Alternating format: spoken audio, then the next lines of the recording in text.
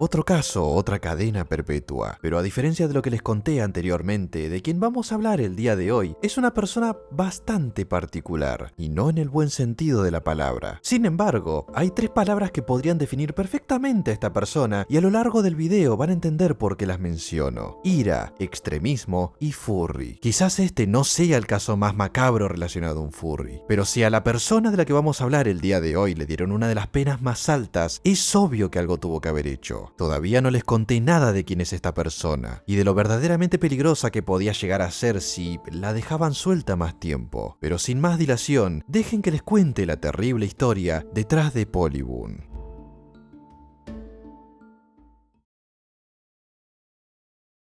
Benjamin Smith, conocido en internet y en la comunidad furry como Polyboon, solía vivir en un complejo apartamental ubicado en Portland, Estados Unidos. Polyboon tenía una personalidad cuya característica principal era su enorme sentido de la justicia, una característica arraigada en su ser desde muy joven. Vayamos al pasado. Uno de los sucesos más sonados en Estados Unidos lo marcaría por siempre, el de Rodney King, hecho ocurrido en marzo de 1991, en donde unos policías dieron una golpiza brutal a un ex convicto quien estaba manejando alcoholizado, y todo esto habría sido filmado por uno de los vecinos de la zona. Dicha grabación fue transmitida en televisión y en ese entonces un joven Polyboon de 13 años no se lo tomaría a buen recaudo. Al día siguiente en la escuela decidió negarse a ponerse de pie durante el juramento a la bandera como forma de protesta ante el hecho. A lo largo de su vida tuvo sus maneras, quizás bastante cuestionables, de imponer su propia justicia para ayudar a los demás. Según un relato, una de esas fue durante su adolescencia, intentando atropellar con su auto a un perro que estaba persiguiendo a otra persona, algo que claramente no haría una persona con problemas bastante serios en sí mismo y que cualquier ciudadano de pie que se precie haría seguramente. El guionista de Estados Unidos está absolutamente trastornado. Yo puedo entender que los perros a veces tienen esa manía de perseguir a ciclistas y motoristas, pero me parece muy excesivo querer hacer algo así en respuesta. Lo que hace un perro sí puede ser molesto, pero lo que quería hacer Polyboon era crueldad pura. Esto claramente también deja ver que era una persona con serios problemas para manejar la ira. Si bien es cierto que tenía ese sentido de la justicia latente y un gran problema de ira galopante, había otros intereses gestándose en lo profundo de su ser, su atracción por la comunidad furry. Un contraste total respecto a lo anterior mencionado, pero te aseguro que se puede poner aún más extraño. Junto a su nueva afición surge otra que es de hecho inimaginable, pero van de la mano hasta cierto punto. Polyboon solía ser a la par de Furry un gran aficionado al mundo del baby fur. De hecho, según estuve leyendo, aparentemente dentro de una antigua red de IRC conocida como Furnet, se convirtió en uno de los fundadores del canal Baby Fur, con intenciones de conocer a otros usuarios con esa misma afición. Al ser una red de tipo IRC, el formato de los chats eran muy primitivos respecto a cómo son a día de hoy, así que era muy normal que tuvieran este tipo de apariencias. Seguramente no todos estén interiorizados en el tema, así que voy a explicarles brevemente qué es el baby fur. Es un concepto que se aplica a una práctica típica de un selecto grupo de furries, quienes suelen rolear de animales infantiles, una parte de la comunidad que disfruta del infantilismo y que suelen tener ciertos fetiches por los pañales. Este último detalle, pese a ser bastante extraño, es importante porque no solo atañe a Polyboon, sino que también lo llevaría a conocer a una de sus amistades más longevas dentro de esta comunidad, Pamperchu, de quien fue amigo por al menos 16 años. ¿Y cómo es que sé esto? Porque di con un video del propio Pamperchu en donde lo confirma. Now,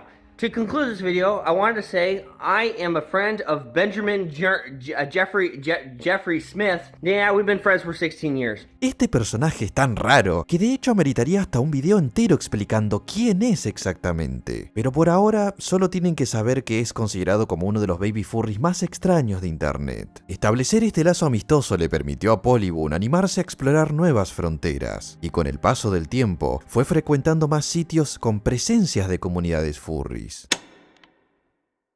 A la par de su pasión por el mundo furry, también creció su interés por el mundo de la política, y con el paso del tiempo, Polyboon fue radicalizándose políticamente cada vez más, y ese odio que tenía interiorizado desde muy joven nunca desapareció. De hecho, fue lo que gatilló esa radicalización. Para ser más directos, adoptó ideales netamente fascistas, y por ello ha sido expulsado de múltiples comunidades furries, pero comenzó a participar activamente en aquellas cuyas ideas eran más afines a las suyas, lo que normalmente normalmente llamaríamos furros nazis. Debido a su nueva alineación ideológica basada en los principios nacionales socialistas, comenzaría a suscribir incluso a otros grupos e ideas extremas, apoyando grupos como los Proud Boys, odiando a los antifas, siendo profundamente antifeminista, antisemita. El problema era ese. Él nunca ocultó ese tipo de pensamiento en el que incluso deseaba que se exterminaran a personas con ideas totalmente opuestas a las suyas. Y al tener un pensamiento tan retorcido como ese, los únicos dispuestos a aceptarlo son aquellos con ideas similares. Y con esto se ganó formar parte de nuevos grupos extremistas. Pero esto no sería lo único. Ya en su adultez pasó de ser un radical extremista a directamente un delincuente. Su historial de delitos empieza a desenvolverse entre los años 2006 y 2007, años en los que fue denunciado en múltiples ocasiones por amenazas y por su comportamiento violento. Una de las denunciantes fue Ariadne Conil, una ingeniera en software. Esto es de lo más bizarro de hecho. Polyboom se había enfurecido aparentemente porque durante una actualización del sistema operativo Gentoo se eliminó un paquete de software que él utilizaba para reproducir música. Lo único que había pasado era que ese software había migrado a otro sistema operativo. Nada más que eso. Como todo ciudadano de bien, Polyboom expresó su descontento pacíficamente ante tal decisión por parte de los programadores, amenazándolos directamente, diciéndoles que los iba a matar. De hecho, a Conil le dijo específicamente que iba a esperarla a la salida del trabajo para apuñalarla. Es un amor de persona nuestro querido Polyboom. También enviaba fotos de sus cuchillos y armas de fuego, amenazando con que iría a sus casas para hacerles una visita muy amistosa. Nótese el sarcasmo. Y recordemos que todo esto lo hizo porque su software de reproducción de audio cambió de sistema operativo. Es como si yo me pusiera violento porque Winamp haya dejado de existir. ¿Cómo se atreven? Se dice que en el 2006 también fue condenado por robo, pero la sentencia es para una persona llamada Michael Benjamin Smith. Pero ese no es el nombre completo de Polyboom, sino Benjamin Jeffrey Smith. Puede que simplemente la sentencia haya tenido un error de redacción y que sea uno de los antecedentes de Polyboom, pero por seguridad no me arriesgaría a afirmarlo. Y en el año 2010 fue condenado en el condado de Multnomah por acoso y daños criminales en segundo grado. Recibió una pena de 2 años de libertad condicional y se le ordenó cumplir con 72 horas de servicio comunitario, junto a una orden de manejo de la ira. Otro denunciante, pero en un contexto distinto, fue Trish Winters, una persona que era parte de la comunidad furry y tenía contacto con Polyboom. Entre los tweets que publicó afirmó que en una ocasión en el año 2012 tuvo que echar de su casa a Polyboom durante una fiesta por intentar apuñalar a una persona que simplemente le había tomado una foto. Si así se puso con una foto, no me quiero imaginar cómo se hubiese puesto si lo hubieran grabado. Queda bastante claro que Polyboom jamás hizo nada para resolver su creciente problema respecto al manejo de la ira, y conforme pasaban los años no hacía más que crecer. Retroalimentándose con su sesgo político extremista, era la combinación perfecta para crear a un potencial peligro.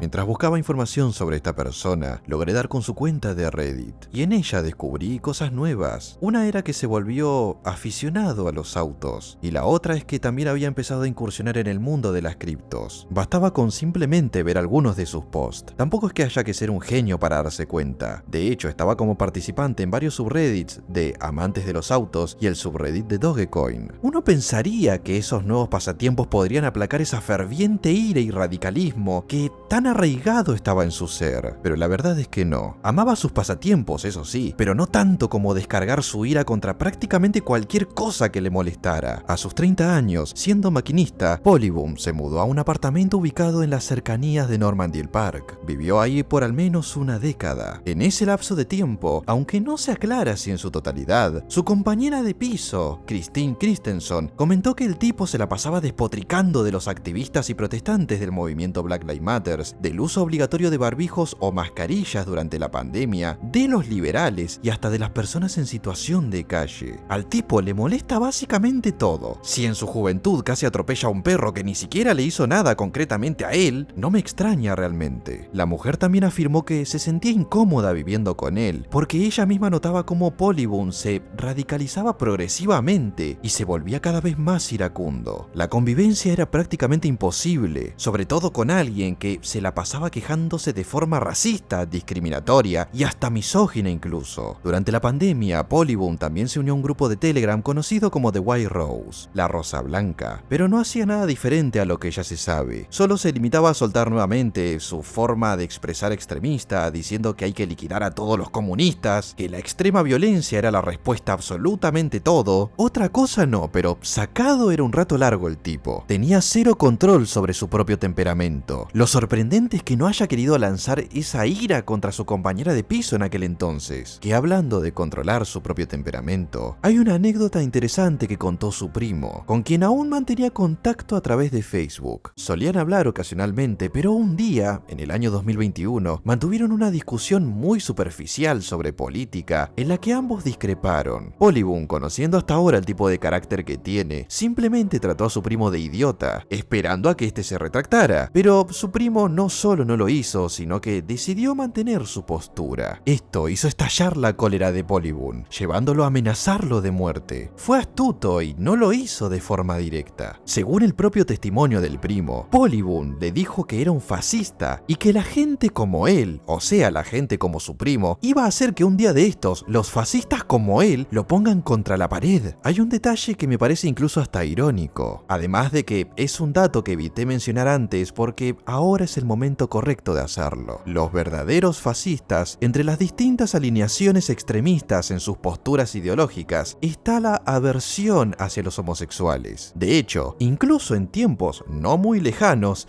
han habido muchos ejemplos de personas que aseguran ser fascistas y que han cometido crímenes horribles contra cualquier persona que se saliera del rol sexual tradicional, el heterosexual. Con el Wayback Machine logré dar con el blog que tenía en el año 2003, y en él comenta que, de hecho, era bisexual. Y no solo eso, sino que en varias ocasiones hasta menciona a una persona cuyo nombre era Matt, diciendo que lo consideraba lindo. Sería muy fácil suponer que ese tal Matt era quizás su pareja en aquel entonces. No sería una locura pensarlo cuando él mismo está diciendo que es bisexual en su propia página web. Si nuestro estimado Polyboom se entera de que, por ejemplo, los neonacionales socialistas, que son justamente todos fascistas, han cometido crímenes contra personas no heteros, dudo que le caiga mucho en gracia cruzarse con uno. El primo también había declarado que se tomó en serio las amenazas de Polyboom debido al factor de que era un coleccionista de armas de fuego. Y de hecho, este dato es relevante para, lamentablemente, lo que se viene.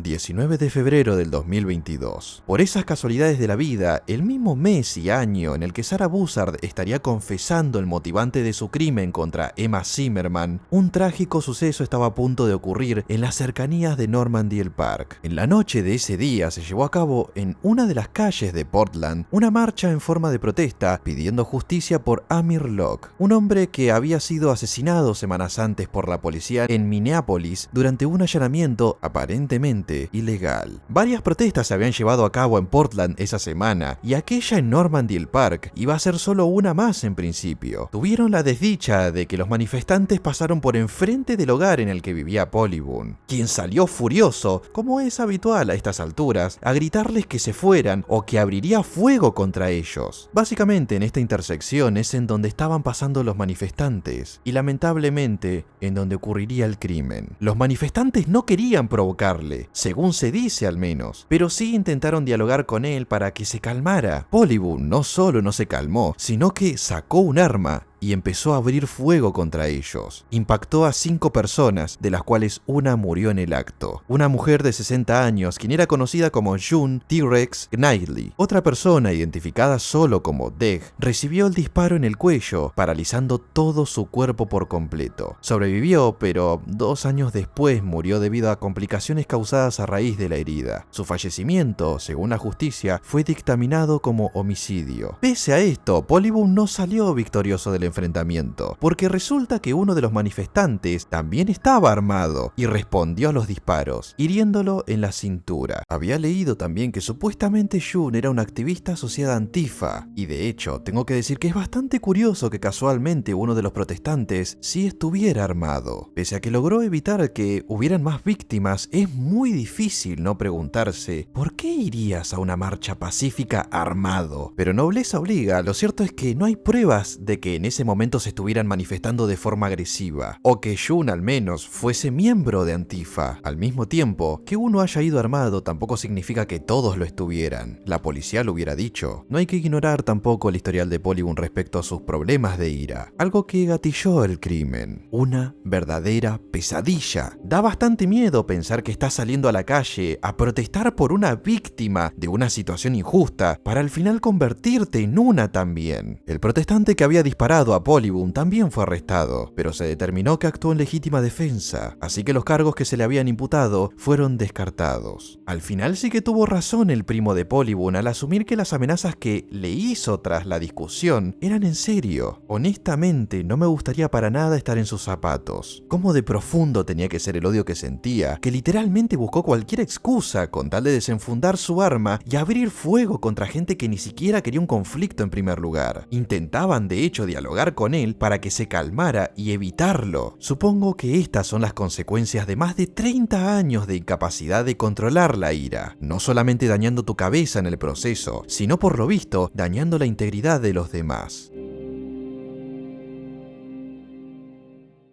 2 días después del crimen, se acusó formalmente a Polygon de 9 cargos criminales: asesinato en segundo grado con arma de fuego, 4 intentos del mismo en segundo grado, 2 cargos de asalto con arma de fuego en primer grado y otros 2 en segundo grado. El 8 de marzo del 2023 se le declara culpable de los cargos anteriores mencionados y la sentencia se hace efectiva el 18 de abril de ese mismo año. Dicha sentencia es de cadena perpetua de 55 años de cárcel con posibilidad de libertad. Adicionalmente a esto, también se le sentenció a pagar casi $60.000 para indemnizar a las víctimas. Y todo esto se desató porque nunca llegó a tratarse su horrible manejo de la ira. Dejó que siguiera creciendo con el paso de los años, retroalimentándose con su propia radicalización ideológica. Pero eso no es lo único. Incluso en un post de Reddit, llegó a mencionar que se consideraba una persona bastante antisocial. A esto hay que sumar el aislamiento en época de pandemia. Claramente eso tuvo que haberle pasado factura. No es solo un único factor lo que llevó a Polygon a hacer lo que hizo, sino una gran combinación de todas ellas, convirtiendo su problema de manejo de la ira en el gran detonante. Pero pese a esto, no es una excusa válida que lo justifica. Hace años ya había sido detenido y condenado también por otros delitos, y en la sentencia también se le exigía que siguiera un tratamiento para el manejo de la ira, algo que probablemente nunca hizo. Por cierto, durante mucho tiempo el FBI estuvo investigando a Polygon principalmente por su extremismo y comentarios horribles en distintos foros, dando a entender que en cualquier momento iba a hacer lo que ya hizo de hecho. Si no lo detuvieron antes es porque el tipo no había cometido hasta el día del crimen algo que ameritara una intervención. Es una pena que haya tenido que pasar esto para que finalmente se lograra ponerle un freno a este tipo. Siempre hay que cuidar muchísimo nuestras cabezas. Se habla mucho de salud mental justamente por este tipo de situaciones, porque uno de los peores enemigos y una de las fuerzas más incontrolables que existen dentro de nuestra especie es el que vive dentro de nuestra mente. ¿Por qué esperar a que el deterioro mental siga consumiendo tu cabeza? No estarías poniéndote únicamente a vos en riesgo, sino también a los demás. Y este caso, de la mano de muchos otros a lo largo de la historia, son pruebas suficientes de ello. Obviamente, no todo el mundo tiene algún tipo de condición que en mayor o menor medida puede ser autodestructivo, en cuyo caso simplemente basta con no someter sus cabezas a condiciones extremas. Mira cómo terminó Benjamin Smith, a sus 44 años, preso por 55 años. Para cuando vuelva a probar el sabor de la libertad, probablemente va a estar en el ocaso de su vida, un ocaso solitario y siendo despreciado por los demás. Quien sea completamente incapaz de reconocer sus errores, recibirá el abandono de sus allegados como castigo, y su única compañera a partir de ese momento será la soledad. Y eso no es algo que podrías elegir, sino más bien algo que te mereces. Síganme en Twitter, síganme en Instagram. Muchísimas gracias a todos los miembros del canal, quienes cada día ayudan a mantener vivo este proyecto con su valioso aporte. Y les envío a todos un gran y cordial saludo y nos estaremos viendo en mi próximo video.